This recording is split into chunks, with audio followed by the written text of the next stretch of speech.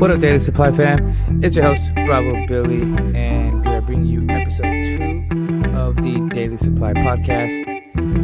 It is Sunday, May 11th, and it's Mother's Day, so happy Mother's Day to all of the awesome moms out there. All the moms, happy Mother's Day. I hope y'all enjoyed it, had a great one.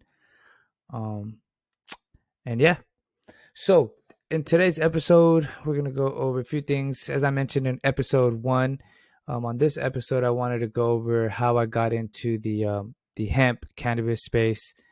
And then I want to talk a little sports again. We're going to talk about that Bilal and what the hell's his last name? Della Maddalena fight, that card. Actually, the main event. Really want to go to that main event. And then playoff games, couple NBA playoff games that happened today. And then I also want to go over yeah, pretty much those things. I don't know why I thought I wanted to go over more, but like I said, we're growing and we're gonna get this podcast rocking and rolling, and it's gonna be a fun fucking ride. So how I got into the hemp cannabis space. So that's an interesting story in itself. So the way it all started was back then. This was when I was doing like, I mentioned this in the first episode about doing that get money quick online schemes and all that shit that I got sidetracked with.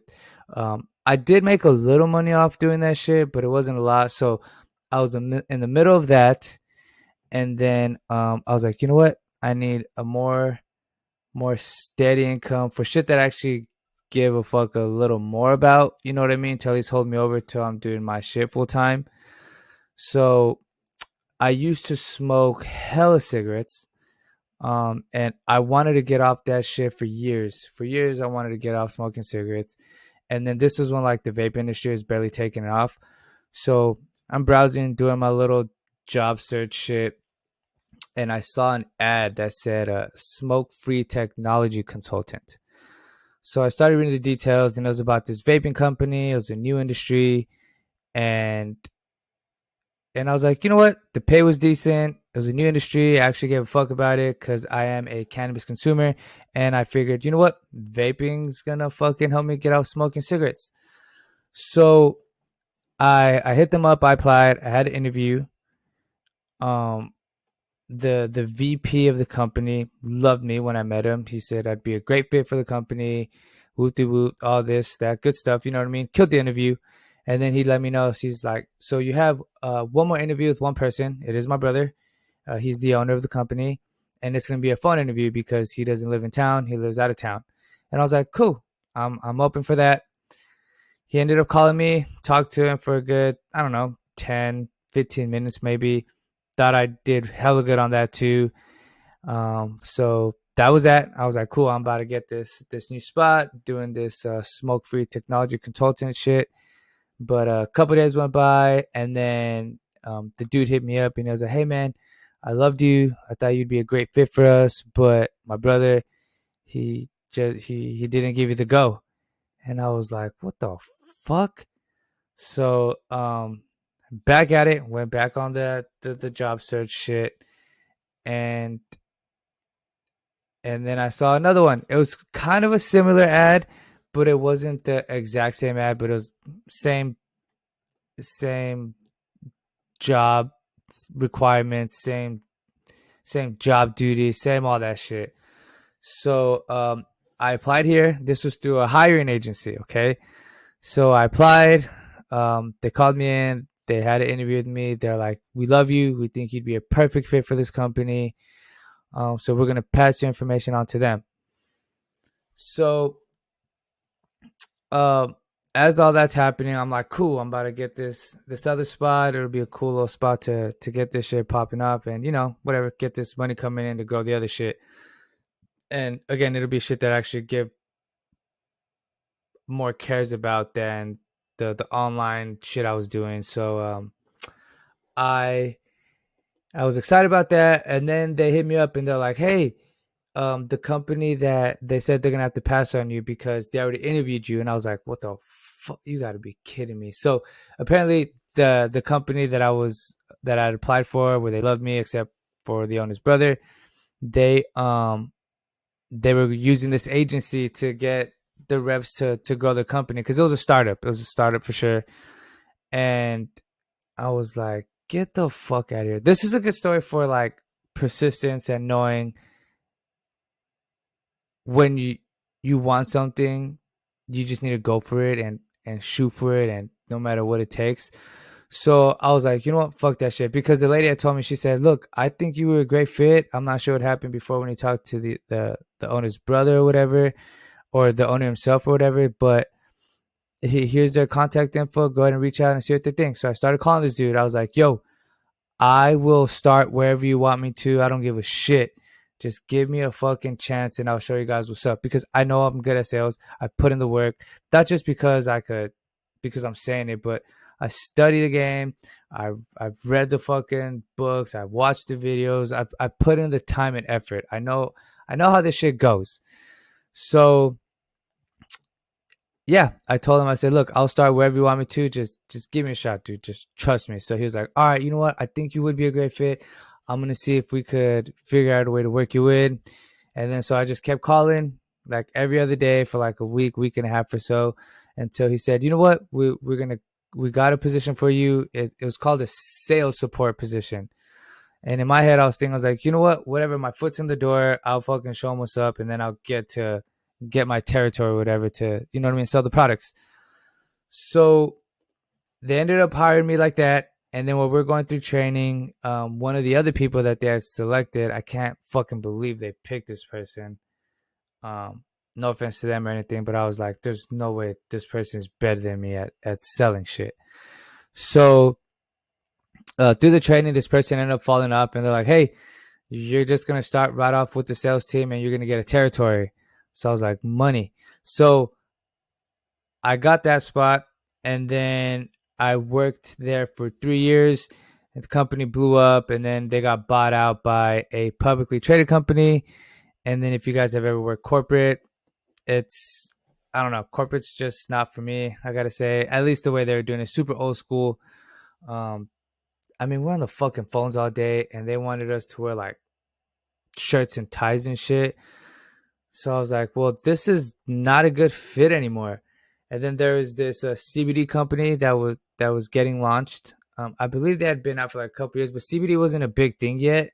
This was in 2018.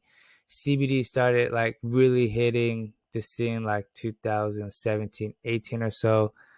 But it had been around before that, of course. But it really started like popping off like that, and more people knowing about it around that time.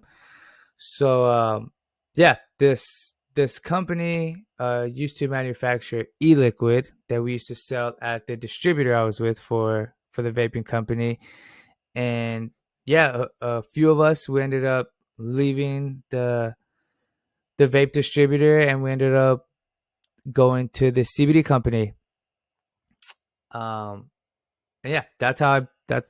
I've been in that industry since then, since 2018, and then in like the smoke shop, vape shop kind of market industry, I've been in that shit for 10 years now.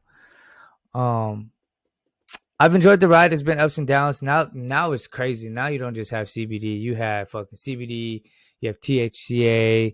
You've always had Delta 9, but you also have Delta 8, Delta 10, THCV. I mean, there's a million fucking cannabinoids. And then, yeah, it just keeps growing and growing and growing. But yeah, that's how I got into this whole cannabis market thing. And that story right there, if you ask me, it goes to show you that you could, if you truly believe in what you're capable of and what you could do it, just because somebody says no doesn't mean it's no forever. It just means they don't fucking know. But yeah, ever since I got in, I've been this is the number speaking, been a top producer, if not the top producer, consistently since I've been in. And I don't know if it's like, I wouldn't say it's like I'm some super special dude or anything. I think it's more of putting in the work, just doing what you're fucking supposed to, not trying to be somebody you're not, just being yourself, talking to these people, because one thing in sales that I've noticed a lot of times is um, it's a little trying too hard to be like this sales professional instead of just being yourself and selling shit.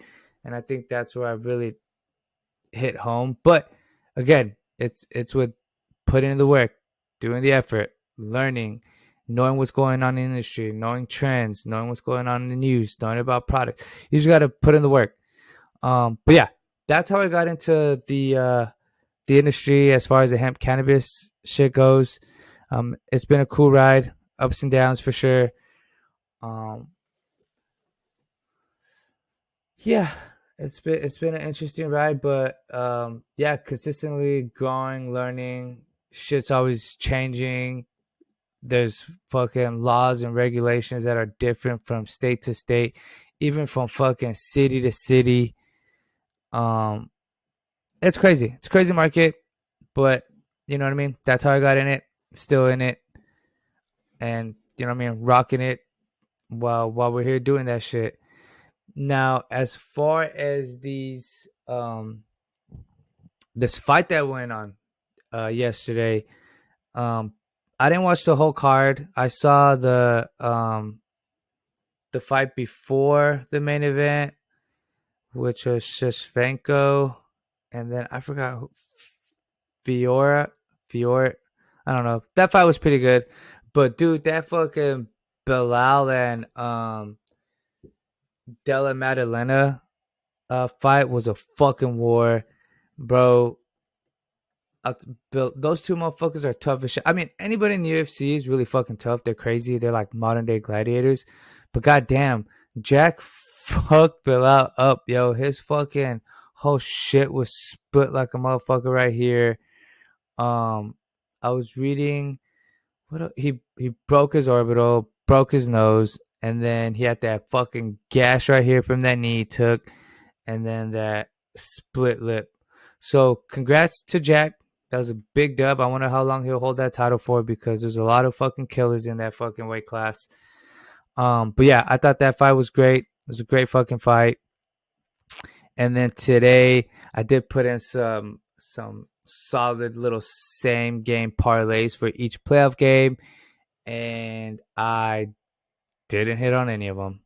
I think I hit like 60% on one, and then I hit like 50% on the other one. The thing is, the ones that I'm not hitting, like I'm getting really fucking close. So I know I'm due for another hit soon. But as far as that Nuggets and Thunder game, that was a good game. Close as shit. Great game. That's a great series overall. The one that's really blown my mind is the Pacers and the Cavs. I did not see the the Pacers being up 3-1 and fucking putting belt to ass on the Cavs like they've been doing. I was reading some of the shit going on X about Donovan Mitchell faking an injury, this, that. You know, people are gonna talk their shit. But yeah, that's one that I did not see happening at all. Tomorrow, I believe it is the who plays tomorrow. I want to say it's the Warriors and the T Wolves. Let's see here. Oh yeah, and the Celtics and Knicks. Shit, that's another one. Fucking New York up 2-1 on Boston was crazy. Coming back, being down 20 points twice is crazy. But it seems to be a pattern, and I think if the Celtics have it figured out, like I think they do, because they've been up by at least 20 points in all three games.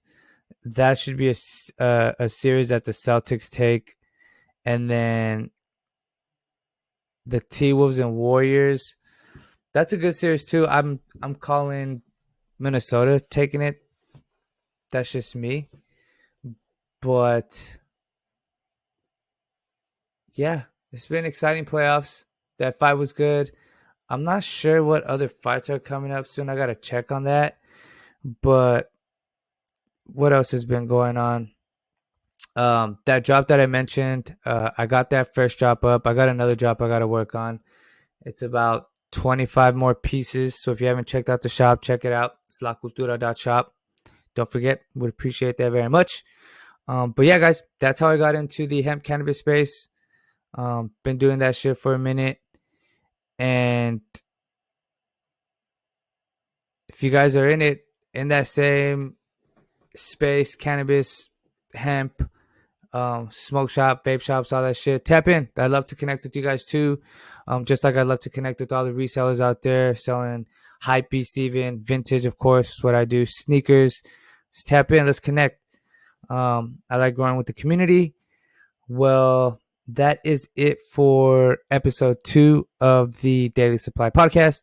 I appreciate y'all for tapping in with me. And yeah, next episode, I have no idea what's going to be in that episode, but we're going to keep going and growing and figuring this shit out as we go. So again, guys, I appreciate y'all. You guys have any questions, feedback, always appreciated. You could tap in with me on any social, X, Instagram, Facebook, LinkedIn, even. But yeah, guys, appreciate y'all. That's it for episode 2. I hope y'all enjoy it. I know these are a little bit of shorter episodes, but we're just getting back into the groove of this podcasting. You know what I'm saying? Appreciate y'all.